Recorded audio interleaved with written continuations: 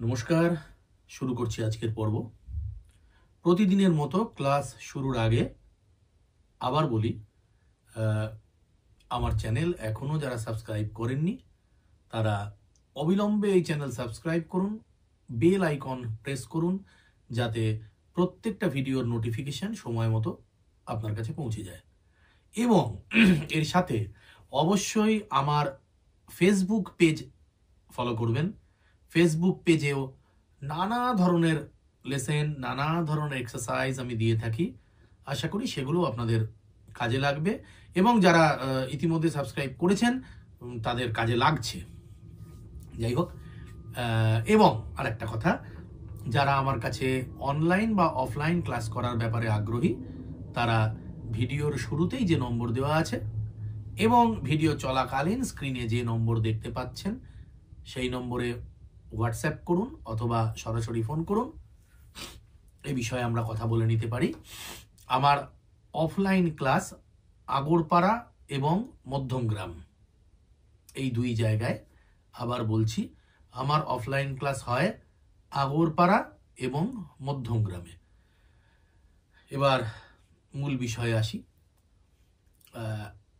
ভালো গান গাইতে গেলে ঠিক যে যে বিষয়গুলো বা যে ভোকাল এলিমেন্টগুলো আমাদেরকে অর্জন করতে হবে, আমাদেরকে অ্যাচিভ করতে হবে, আমি সেই বিষয়গুলোর দিকে একটু আজকে আলোকপাত করছি। যে ভালো গান গাওয়ার জন্য কিভাবে প্রস্তুতি নিতে হবে সে তো আমি নিয়মিতই বলি। প্রত্যেক দিনই কোনো যে রেয়াজ বা যে লেসেনগুলোর কথা বলি সেটা তো কাজে আসবে বলেই বলি, কিন্তু একটা লেসেন প্রস্তুত করার সময় একটা স্পেসিফিক একটা রেয়াজকে নিয়ে যখন আমরা এগোচ্ছি তখন সেই রেয়াজগুলোর মধ্যে ভুল ত্রুটি থেকে যাচ্ছে না তো, বা কি পদ্ধতিতে অভ্যাস করলে যথাযথভাবে সেই রেয়াজটার সুফল আমার গলায় আমি তুলতে পারি। প্রথম কথা হলো, রেয়াজটা কিসের জন্য করা? রেয়াজ করা কণ্ঠটাকে সারাক্ষণ সচল রাখার জন্য, কণ্ঠটাকে 12 মাস যেন সে ঠিকঠাক জায়গা মতো তার কাজটা করতে পারে, এই উদ্দেশ্যে। এক্ষেত্রে আমি একটা কথা তো খুবই বলি যে কোনো বিশেষ ধারার গান আমি গাইতেই পারি, সেটারও প্রশিক্ষণের প্রয়োজন আছে। সব ধারার গানই শোনার বা শেখার প্রয়োজন আছে, কিন্তু আমার মূল রেয়াজের ভিত্তি কিন্তু একটা থাকতেই হবে।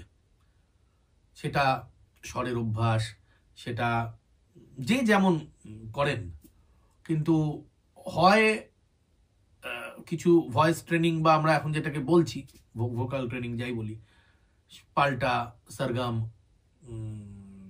পিচ প্র্যাকটিস, ক্রোম্যাটিক, এইগুলো যে এলিমেন্টগুলো হয় এরকম, না হলে সরাসরি শাস্ত্রীয় সঙ্গীত যারা করেছেন বা করেন সেটা, কিন্তু থাকতেই হবে। এটাকে রেখে আপনারা যে ধারার গানই করুন তাতে সেই গানটাই আরো ভালো হবে। একথা এমন নয় যে আমি আজকে প্রথম বলছি, একথা আমি প্রায়শই বলে থাকি, কিন্তু আজকে আমি আবার একটু মনে করিয়ে দিতে চাইছি যে রেয়াজ করার সময় আমাদের কোন বিষয়গুলোর দিকে বিশেষভাবে নজর দিতে হবে। অনেকেই আমাকে প্রশ্ন করেন যখন আমার কাছে ফোন আসে, কোয়ারিজ আসে, যে স্যার রবীন্দ্রসঙ্গীত আপনি করাবেন তো, কিংবা নজরুল গীতি করাবেন তো, বা আপনি আধুনিক গান করান তো? আচ্ছা, এইভাবে আমাকে প্রশ্ন করলে আমার প্রথম উত্তর, একদম সরাসরি উত্তর হবে না। এরকম কিচ্ছু শেখানোর প্রতিশ্রুতি দিয়ে আমি কাউকে নেব না। আমি যেটা করাই, গান গাইবার ক্ষমতা যাতে তৈরি হয় সেটা, অর্থাৎ এই বিষয়গুলো, মানে যে বিষয়গুলোর উপর আমি লেসেন দেই বা এখন আমি যে বিষয়গুলোর দিকে নজর দিতে বলছি সেইগুলো মাথায় রাখলে যে কোনো ধারার গান পরিষ্কার পরিচ্ছন্নভাবে গাইবার একটা জায়গা তৈরি হয়। প্রথম কথা হচ্ছে, আমরা যখন প্র্যাকটিস করি বা রেয়াজ করি, সাধারণত কি করি, স্বরের অভ্যাস করি, পাল্টা করি, যে যাই করি না কেন, এরকমই তো কিছু করি। সেক্ষেত্রে আমাদের প্রথম নজর দিতে হবে স্বরের পারফেকশনের উপর। আমরা যাকে পিচিং বলি, যে কত নিখুঁত স্বরের প্রয়োগ আমি করতে পারছি। ধরা যাক, আমি একটা প্রথমে স্ট্যান্ডিং নোটস বলি আমরা যেটাকে, অর্থাৎ একটা স্বরের ওপর অনেকক্ষণ দাঁড়িয়ে অভ্যাস করা। এটা তো খুব জরুরি অভ্যাস, নিশ্চয়ই আপনারা করেন, আমিও কিছু কিছু এর নমুনা দেখিয়েছিলাম। ধরা যাক, সা সা রে, আমি রে কে টার্গেট করেছি, শুদ্ধ রে, সা রে। আচ্ছা, এই রের পজিশন কি, এই রের প্রপোর্শন কি? স্ট্রেট নোট, এই রে একদম সোজা সায়ের পরে রে, এ তো কোনো বিশেষ কোনো রাগের রে নয়, সরাসরি শুদ্ধ রে। তা ধরা যাক আমি এই শুদ্ধ রে সা রে বলবো, রেটাকে গলায় বসাবো এবং গলা কাঁপবে না, গলা সুর থেকে সরে যাবে না। এইরকমটা যদি রাখতে হয় তাহলে অবশ্যই কিন্তু তানপুরার আশ্রয় আমাকে নিতেই হবে, হারমোনিয়ামকেও ভুলে গেলে চলবে না। এবার কারুর গলা, কেউ এটা করে এসেছেন, কারুর এটার প্রয়োজন নেই, তাহলে তার প্রয়োজন নেই। আমি তার জন্যই এটা বলছি যার এটার প্রয়োজন আছে। তাহলে সা রে, আমি হারমোনিয়ামেও বাজাবো, তানপুরাতেও করবো, সা রে, বার বার বার বার বার বার, সা রে গা, সা রে গা, সা রে গা, এইভাবে সা রে গা মা, সা রে গা মা পা। একইভাবে নিচের স্বর সা নে, এই নিতে গলা দাঁড়াতে চায় না, সায়ে ঢুকে যেতে চায়। এই বারবার প্র্যাকটিস করে নিতে গলা দাঁড় করানোর ব্যবস্থা করতে হবে। সা নে, এইবার নি তানপুরা গাইতে গাইতে এখানে নি বাজিয়ে দিলাম। যদি গলা সুরের বাইরে থাকে বা কিঞ্চিত এদিক ওদিক থাকে, আবার ঢুকে যাবে। কিরকম? ধরা যাক, সা নে, আমি দেখাচ্ছি যে এই সরে গেলে কিরকম হয়। সা নে, আবার নেমে গেল, গলা সায়ে উঠে যেতে চাইছিল, আবার আমি নি দিলাম, নেমে গেল। এইভাবে সা নি ধা, সা নি ধা, ধাতে দাঁড়ানো, সা নি ধা পা। যখন যেটা করব তখন সেটা বারবার বারবার বারবার করব, একবার দুবার নয়। কারণ একজনের গান ভাল, মানে গানটা ভালো লাগবে মানুষের কানে, সুন্দর লাগবে যার যত সুরেলা কণ্ঠস্বর, তার মানে যার পিচিং যত পারফেক্ট, তার গানটা শুনতে তত ভালো লাগবে। একইভাবে কোমল স্বর গলায় বসাবো। ধরা যাক, সা নে, বারংবার সা নে, খুব নজর দিয়ে রেয়াজ করতে হবে। কোমল রে, কোমল গা, একই নিয়মে সব গলায় বসাতে হবে। সা রে, সা রে, সা রে, এই দুটো ফ্রিকোয়েন্সির পার্থক্য রেয়াজের মাধ্যমে কান, ইয়ার ট্রেনিং, কানকে রেডি করতে হবে। সা গা, সা গা, সা মা, এই সা শুদ্ধ মা, আবার এই সা করিমা, সা পা, আবার পা থেকে উপরে। এইভাবে 3টে সপ্তক জুড়ে 12টা স্বরকেই এইভাবে আমাদের গলায় বসাতে হবে। তারপর এমন রেয়াজ নিতে হবে যাতে স্পিড আছে, মানে আমি প্রথমে সেটাকে অল্প লয়ে তুলে ধাপে ধাপে ধাপে ধাপে স্পিড বাড়াতে পারি। কিচ্ছু না হলে সোজা সারে গামা পা ধানিসা, সানি ধাপা মাগারিসা, বারবার বারবার বারবার বিভিন্ন কম্বিনেশনে, বিভিন্ন রাগের স্বর দিয়ে, বিভিন্ন ঠাটের স্বর দিয়ে অবশ্যই করা যাবে। শুদ্ধ স্বর বিলাবল, সারে গামা পা ধানিসা, শুধু যাওয়াটা প্র্যাকটিস করছি। সারে গামা পা ধানিসা, বাজিয়ে না বাজিয়ে, সা রে গা মা পা দা নি সা, সা রে গা মা পা দা নি সা, তারপর ফেরাটা সা নি দা পা মা গা রে সা, সা নি দা পা মা গা রে সা। এইভাবে নিচে মিড অক্টেভে সা নি ধা পা মা গা রে সা, সা নি ধা পা মা গা রে সা, সা। খুব নজর দিয়ে, আমি কোনো স্পেসিফিক লেসনের কথা আজকে বলছি না, আমি বলছি অ্যাপ্রোচটা, আমি বলছি অ্যাটিটিউডটা, যে রেয়াজের প্রতি আমাদের দৃষ্টিটা কেমন হওয়া উচিত। আমার হাতে আছে অনেক কিছু, কিন্তু আমি তাকে যথাযোগ্যভাবে যে সময় এক একটার প্রতি দেওয়া উচিত সেটা দিচ্ছি না, না তাহলে তো সেই সুফলটা আমি পাবো না। তাহলে ওই গাইতে গেলে এখানে একবার আটকাবে, সেখানে একবার আটকাবে।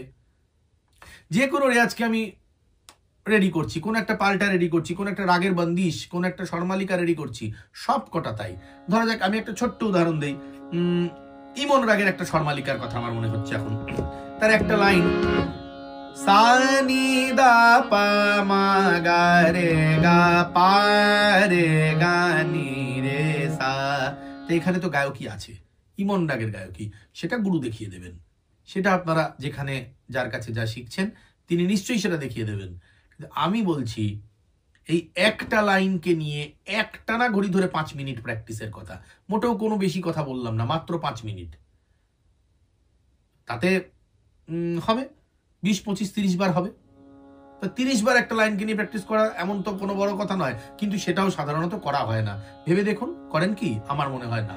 তাহলে সা নি, এই একটাই লাইন, প্রথমে সা নি দা পা মা গা রে গা পা রে গা নি রে সা, না বাজিয়ে সা নি দা পা মা গা রে গা।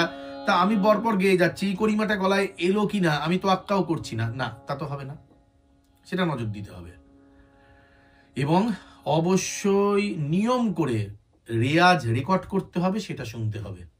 গাওয়াকালীন কিন্তু কোথায় ভুল ত্রুটি হচ্ছে সেটা নিজের কানে ধরা পড়ে না, রেকর্ড করে শুনুন, তখন বুঝতে পারবেন।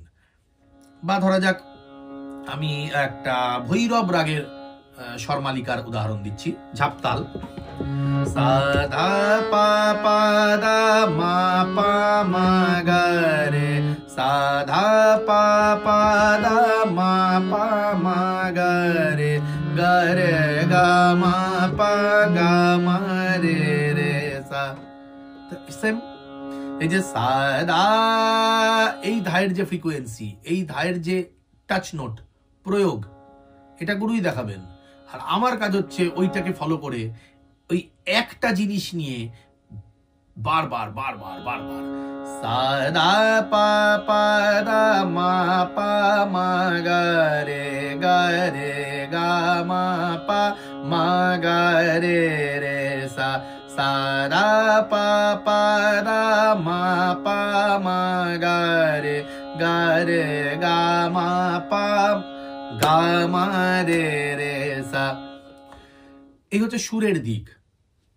তাছাড়া যদি তান সারগাম একই রকম, তান সারগাম যদি প্র্যাকটিস করেন কোনো রাগের বন্দিশ ধরে, ভালো প্রথমে কটা লিখে নিন, নিয়ে ওই 4টে 5টা 6টা 8টা বারবার বারবার বারবার গলায় বসান, তারপরে পরেরটাতে যান।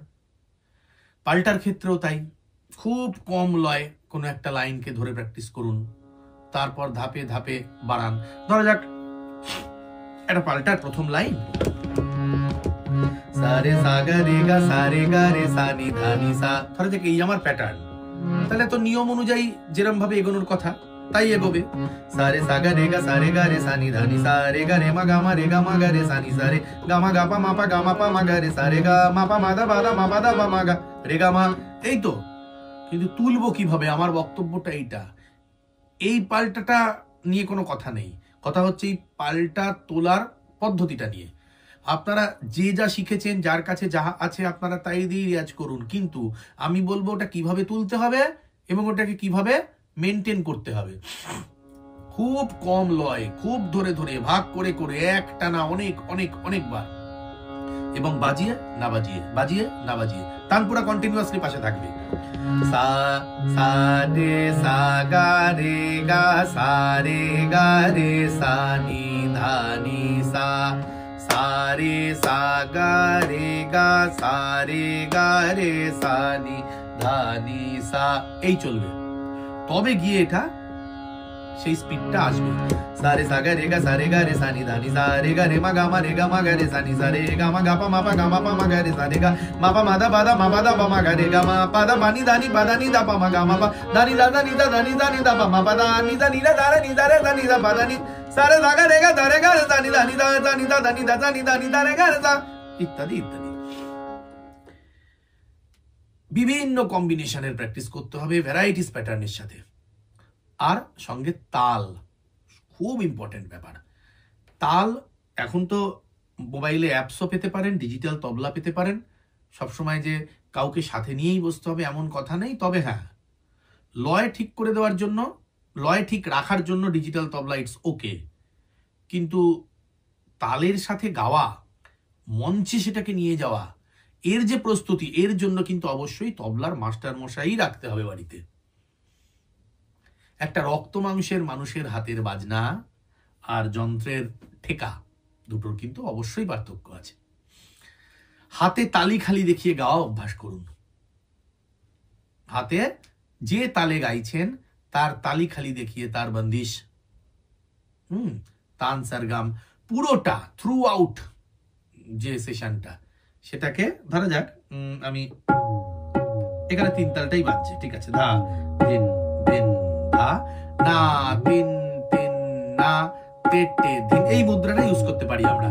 ধা দিন দিন ধা ধা দিন দিন ধা ধা তিন তিন না তে টে দিন দিন ধা, এই মুদ্রাটা ইউজ করতে পারি। তাহলে গাওয়াকালীন কোনটা ধা দিন দিন ধা, মানে সোমের ধা দিন দিন ধা, কোনটা দ্বিতীয় তালির ধা দিন দিন ধা, কোনটা ফাঁক, কোনটা তৃতীয় তালি, সবটা কিন্তু গাইতে গাইতে আমার নজরে থাকবে, আমার নলেজে থাকবে। আর কনসেন্ট্রেশন কিন্তু, মানে রেয়াজ এমন জিনিস, প্রপার রেয়াজ, যে আপনি হারমোনিয়াম বাজিয়ে সাবলীলভাবে গাইতে পারবেন, আপনি তবলা বাজিয়েও গাইতে পারবেন, আপনি তালি খালি দেখিয়েও গাইতে পারবেন। আর কম রেয়াজে যেটা হবে সেটা হচ্ছে গাওয়ার দিকে মন দিতে পারছেন, তালি খালি দেখানোটা আর পারছেন না, বা বাজিয়ে করতে গেলে আর পারছেন না, ওটাই ব্যাপার। প্রত্যেকটা বিষয়কে ইন্ডিভিজুয়ালি রেয়াজ করে গ্রিপে রাখতে হবে। এই যে ধা দেন দেন দা, ধা দেন দেন ধা না তিন তিন না তেটে দেন দেন দা, এইটা আগে তবলা চালিয়ে বা না চালিয়ে আগে অভ্যাস করতে হবে। যে আমি বারংবার বলতে পারছি, আমি আটকাচ্ছি না, মুদ্রাগুলো আমি সব কটা শিখে গেছি, বুঝে গেছি। এবার চলুন, এমনটা যদি হয় তাহলে অনেক সময় তবলা বাজবে না, আমি এমনি গাইবো কোনো বন্দিশ, তানসারগাম, বিস্তার, পাল্টা যাই বলুন, কিন্তু এই তালি খালিটা দেখিয়ে আমি গাইছি মানে আমি জানি যে এই তিন তালের কোন জায়গায় আমার গানটা রয়েছে, কততম মাত্রায় রয়েছে, কোথা থেকে ধরতে হবে, ইত্যাদি ইত্যাদি। যাই হোক, এটা একটা সংক্ষিপ্ত আলোচনা ছিল, এত কম পরিসরে, এত কম সময়ের মধ্যে তো খুব বিস্তারিত কিছু বলা সম্ভব নয়। তবে আমি আশা করি আমি অল্প স্বল্প যা বললাম সেটা আপনারা বুঝতে পেরেছেন এবং অবশ্যই আপনাদের কাজে লাগবে এটা। যাই হোক, এইভাবে করুন। কেমন লাগছে অনুষ্ঠান, আমার টিউটোরিয়াল ভিডিও জানাবেন। আপনারা তো জানানি, তা আপনাদের এই কমেন্টটা পেলে আমারও ভালো লাগে, উৎসাহ বাড়ে। জানাবেন, কোনো প্রশ্ন থাকলে অবশ্যই করবেন, যদি সেটা কথায় উত্তর দেওয়া যায় তবেই। সব প্রশ্নের উত্তর এক কথায় হয় না, যে কারণে সব উত্তর আমি দিতেও পারি না। ঠিক আছে, তা আজকের পর্ব এখানে শেষ করছি। ভালো থাকুন, সুস্থ থাকুন, প্রতিদিন রেয়াজ করুন। ধন্যবাদ।